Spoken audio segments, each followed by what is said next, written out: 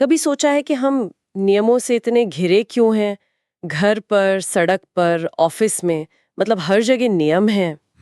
और जब ये नियम टूटते हैं या ठीक से काम नहीं करते, तब हमें इनकी असली कीमत समझ आती है। बिल्कुल। और समाज के स्तर पर यही नियम शासन या गवर्नेंस कहलाते हैं। और आज हम इसी शासन और लोकतंत्र की परतों को खोलने वाले हैं। हाँ, हमारे पास कुछ बहुत अच्छे स्रोत हैं जो इन भारी भरकम शब्दों के पीछे का असली मतलब समझाते हैं। तो हमारा मकसद सिर्फ ये जानना नहीं है कि सरकार क्या है। नहीं, बल्कि ये समझना है कि ये काम कैसे करती है और जब इसके अलग-अलग हिस्से आपस में टकराते हैं तो क्या होता है। चलिए शुरू करते हैं शासन से।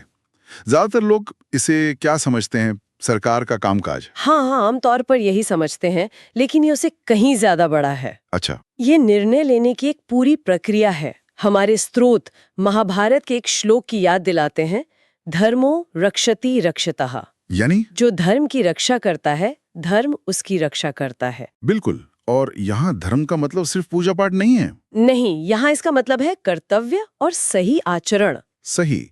तो शासन का मूल विचार एक ऐसी व्यवस्था बनाना है जो सही को बनाए रखे। और इसी व्यवस्था को चलाने वाली संस्था को हम सरकार कहते हैं। पर इसमें एक दिलचस्प बात है, ये जो नियम और कानून हैं, ये कोई पत्थर की लकीर नहीं होते। स्रोत इस बात पर जोर देते हैं कि ये हमेशा बदलते रहते हैं। समाज की जरूरतों के हिसाब से। बिल्कुल, ये एक लगातार चलने वाली बातचीत है, नागरिकों और व्यवस्था के बीच। चलिए इस बातचीत को सरकार के ढांचे में रखकर देखते हैं। हमारे स्रोत एक बहुत ही मौजूदा उदाहरण देते हैं, साइबर क्राइम। हाँ, ये बहुत अच्छा उदाहरण है। तकनीक ने हमें पलक झपकते पैसे भेजने की ताकत दी। तो वही किसी की जिंदगी भर की कमाई उड़ाने के नए रास्ते भी खोल दिए। तो अब इस नई चुनौती से निपटने के लिए व्यवस्था कैसे काम करती है? और यहीं पर सरकार के 3 अंग सामने आते हैं। विधायिका, कार्यपालिका और न्यायपालिका। हाँ, और हम यहाँ सिर्फ उनकी परिभाषा नहीं देखेंगे, बल्कि उनके बीच के तनाव को समझेंगे। अच्छा। तो पहला है विधायिका, लेजिस्लेचर। यानी हमारी संसद और विधानसभाएं। बिल्कुल। इनका काम है कानून बनाना। तो साइबर क्राइम से निपटने के लिए इन्होंने एक नया सख्त कानून बना दिया। काम खत्म, है ना? काश अगर इतना आसान होता। कानून तो बन गया, लेकिन उसे जमीन पर उतारेगा कौन? सही सवाल। यहाँ दूसरा अंग आता है कार्यपालिका, एग्जीक्यूटिव। इसमें सरकार, मंत्री और पूरी नौकरशाही जैसे पुलिस सब शामिल हैं। हाँ, हमारे उदाहरण में साइबर पुलिस उस कानून का इस्तेमाल करके अपराधियों को पकड़ती है। लेकिन यहाँ एक सवाल उठता है, क्या कार्यपालिका कभी अपनी शक्ति का दुरुपयोग नहीं कर सकती? बिल्कुल कर सकती है, और अक्सर करती भी है। तो उसे कौन रोकेगा? यहीं पर तीसरा और शायद सबसे महत्वपूर्ण पहरेदार आता है, न्यायपालिका, जुडिशरी। हमारी अदालतें। जी। और उसका काम सिर्फ ये देखना नहीं है कि अपराधी को क्या सजा मिले। अच्छा। उसका एक बड़ा काम ये भी देखना है कि विधायिका ने जो कानून बनाया है वो संविधान के दायरे में है या नहीं। और ये भी कि कार्यपालिका अपनी शक्तियों का गलत इस्तेमाल तो नहीं कर रहे। एग्जैक्टली। यहीं पर शक्तियों का पृथक्करण या सेपरेशन ऑफ पावर्स का सिद्धांत असली इम्तिहान देता है। सुनने में तो बहुत अच्छा लगता है कि तीनों अंग अलग अलग हैं और एक दूसरे पर नियंत्रण और संतुलन यानी चेक्स एंड बैलेंसेस रखते हैं। लेकिन असल दुनिया में ये रेखाएं अक्सर धुंधली हो जाती हैं। क्या हमारे स्रोत इस टकराव के बारे में कुछ बताते हैं? हाँ, वो सीधे सीधे तो नहीं कहते, लेकिन इशारा जरूर करते हैं। सोचिए, जब न्यायपालिका किसी बड़े सरकारी प्रोजेक्ट पर पर्यावरण के कारणों से रोक लगा देती है, तो ये कार्यपालिका के काम में दखल है। बिल्कुल। या जब सरकार संसद को बाईपास करने के लिए अध्यादेश मतलब ऑर्डिनेंस का रास्ता अपनाती है, तो वो विधायिका के क्षेत्र में कदम रख रही होती है। सही। ये एक लगातार चलने वाली खींचतान है, कोई एक अंग हमेशा जीतता नहीं है। तो एक अच्छे लोकतंत्र की निशानी यही है कि ये खींचतान चलती रहे। बिल्कुल, ताकि कोई भी एक अंग बहुत ज्यादा शक्तिशाली ना हो जाए। ये बहुत दिलचस्प नुक्ता है। तो ये जो विधायिका, कार्यपालिका और न्यायपालिका का मॉडल है, ये सिर्फ दिल्ली में बैठी एक सरकार के लिए तो नहीं हो सकता। नहीं, भारत जैसे विशाल देश में इसे कई स्तरों पर काम करना होगा। सही पकड़ा। और यहीं पर भारत का संघीय ढांचा मतलब फेडरलिज्म सामने आता है। स्रोत इसे बाढ़ के एक उदाहरण से समझाते हैं जो भारत में एक आम आपदा है। हाँ, तो मान लीजिए किसी एक गांव या मोहल्ले में पानी भर गया, सबसे पहले कौन मदद के लिए आएगा? जाहिर है स्थानीय लोग और स्थानीय सरकार। लोकल गवर्नमेंट, जैसे ग्राम पंचायत या नगर निगम। हाँ, ये समस्या को सबसे निचले और सबसे प्रभावी स्तर पर सुलझाने की कोशिश है। बिल्कुल।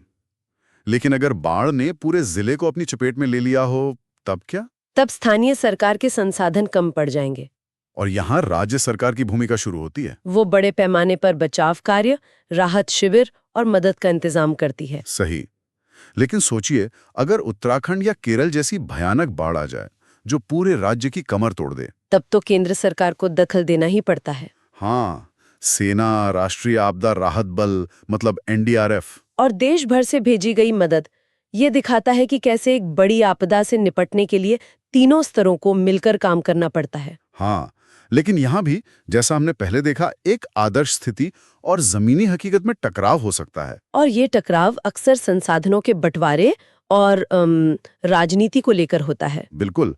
किस राज्य को कितनी मदद मिलेगी, ये कई बार केंद्र राज्य संबंधों पर भी निर्भर करता है। स्रोत में एक तालिका भी है जो बताती है कि काम कैसे बटे हुए हैं। हाँ, जैसे रक्षा और विदेश मामले केंद्र के पास हैं और पुलिस और स्वास्थ्य राज्यों के पास। लेकिन जब महामारी जैसी कोई राष्ट्रीय स्वास्थ्य आपदा आती है तो केंद्र और राज्यों के अधिकार क्षेत्रों की रेखाएं फिर से धुंधली होने लगती हैं।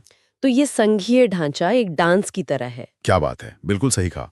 जहां पार्टनर्स को लगातार एक दूसरे के साथ तालमेल बिठाना पड़ता है। और इस पूरे ढांचे को जो एक नैतिक शक्ति देती है वो हमारे आदर्श वाक्यों में झलकती है। जैसे भारत सरकार का सत्यमेव जयते और सुप्रीम कोर्ट का यतो धर्मस्ततो जया।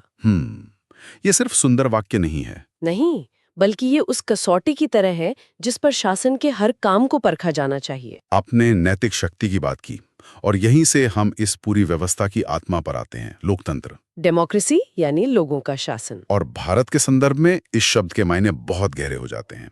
2024 के चुनावों में लगभग 97 करोड़ रजिस्टर्ड मतदाता थे। 97 करोड़। एक पल के लिए संख्या के बारे में सोचिए। ये पूरे यूरोप और उत्तरी अमेरिका की आबादी को मिलाकर भी ज्यादा है। तो इतने सारे लोगों का शासन एक साथ कैसे हो सकता है? जाहिर है, सीधे तौर पर नहीं हो सकता। बिल्कुल नहीं। यही प्रतिनिधि लोकतंत्र मतलब रिप्रेजेंटेटिव डेमोक्रेसी का विचार आता है, जहां हम अपने प्रतिनिधि MLA और MP चुनते हैं। हाँ, लेकिन यहाँ एक गहरा सवाल है जिसके बारे में स्रोत हमें सोचने पर मजबूर करते हैं। वो क्या? क्या एक अकेला प्रतिनिधि जिसके क्षेत्र में लाखों लोग रहते हैं, जिनकी भाषाएं, जरूरतें और आकांक्षाएं अलग-अलग हैं, क्या वो उन सबकी आवाज सच में बन सकता है? ये प्रतिनिधि लोकतंत्र की सबसे बड़ी चुनौती है। और शायद इसी चुनौती के जवाब में जमीनी लोकतंत्र या ग्रासरूट्स डेमोक्रेसी का विचार पनपा है। इसका क्या मतलब हुआ? इसका मतलब है कि लोकतंत्र सिर्फ 5 साल में एक बार वोट देने तक सीमित नहीं रहना चाहिए। अच्छा, ये उन छोटे छोटे फैसलों में आम नागरिक की भागीदारी है जो सीधे उनकी जिंदगी पर असर डालते हैं। जैसे उनके मोहल्ले की सड़क कैसी होगी या उनके गांव के स्कूल में क्या सुविधाएं होंगी। ये शक्ति को सही मायने में लोगों के हाथ में देने की एक कोशिश है। इसी शक्ति के समीकरण में कार्यपालिका के शिखर पर बैठे व्यक्ति की भूमिका बहुत अहम हो जाती है। हमारे स्रोत यहाँ एक बहुत ही प्रेरणादायक व्यक्तित्व का जिक्र करते हैं, डॉक्टर APJ अब्दुल कलाम। हाँ, भारत के 11वें राष्ट्रपति। संवैधानिक रूप से भारत के राष्ट्रपति को अक्सर एक नाम मात्र या नॉमिनल प्रमुख माना जाता है, जिनकी शक्तियां सीमित होती हैं। लेकिन डॉक्टर कलाम ने इस धारणा को पूरी तरह बदल दिया। उन्होंने दिखाया कि पद की संवैधानिक सीमाओं के बावजूद उस पद पर बैठा व्यक्ति अपनी सोच, अपने काम और अपने जुड़ाव से कितना बड़ा प्रभाव डाल सकता है। वो जनता के राष्ट्रपति बने। बिल्कुल। उन्होंने राष्ट्रपति भवन के दरवाजे आम लोगों, खासकर बच्चों और युवाओं के लिए खोल दिए। मैंने सुना है वो देश के कोने कोने में गए लोगों से बात की। हाँ, और उन्हें बड़े सपने देखने के लिए प्रेरित किया। उनका एक मशहूर कथन है, सपने वो नहीं है जो आप नींद में देखते हैं, सपने वो हैं जो आपको सोने नहीं देते। क्या बात है! ये बात उन्होंने सिर्फ कही नहीं बल्कि जी कर दिखाई। बिल्कुल।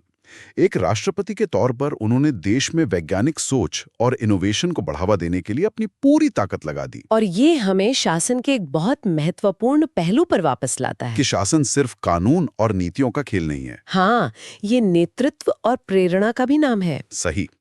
डॉक्टर कलाम ने ये साबित किया कि कार्यपालिका का प्रमुख भले ही नाम मात्र का हो, देश के लिए एक नैतिक दिशा सूचक बन सकता है। उन्होंने दिखाया कि कैसे सत्ता का इस्तेमाल लोगों को डराने के लिए नहीं बल्कि उन्हें प्रेरित करने और सशक्त बनाने के लिए किया जा सकता है। और यही तो लोकतंत्र की असली भावना है। तो इस पूरी गहरी चर्चा को अगर हम समेटें तो हमने क्या समझा?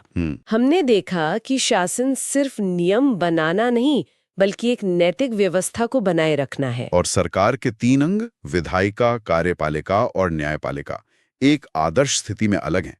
लेकिन असलियत में उनके बीच लगातार एक खींचतान चलती रहती है और यही लोकतंत्र को जिंदा रखती है। हमने ये भी समझा कि भारत जैसे विशाल देश में सरकार 3 स्तरों पर काम करती है: स्थानीय, राज्य और केंद्र। और इनके बीच का रिश्ता भी सहयोग और टकराव का एक मिला-जुला रूप है। और ये पूरी मशीनरी लोकतंत्र के उस विचार पर टिकी है जहां शक्ति का अंतिम स्रोत जनता है। बिल्कुल। लेकिन ये लोकतंत्र सिर्फ चुनावों तक सीमित नहीं है। डॉक्टर कलाम जैसे व्यक्तित्व हमें याद दिलाते हैं कि सच्चा लोकतंत्र नागरिक भागीदारी और प्रेरणा से चलता है। और यहीं पर हम अपने श्रोताओं के लिए एक सवाल छोड़ना चाहेंगे। जरूर। स्रोत में जमीनी लोकतंत्र की बात की गई है, जहां आम नागरिक उन फैसलों में हिस्सा लेते हैं जो उन्हें प्रभावित करते हैं। सोचने वाली बात है। तो सवाल ये है कि आज की डिजिटल दुनिया में 5 साल में एक बार वोट देने के अलावा आम नागरिकों की ये भागीदारी असल में कैसी दिख सकती है? हम अपनी स्थानीय समस्याओं को सुलझाने में और अपनी सरकारों को ज्यादा जवाबदेह बनाने में तकनीक का इस्तेमाल कैसे कर सकते हैं, ताकि ये महान विचार सिर्फ किताबों तक सीमित न रहकर एक जीती जागती हकीकत बन सकें।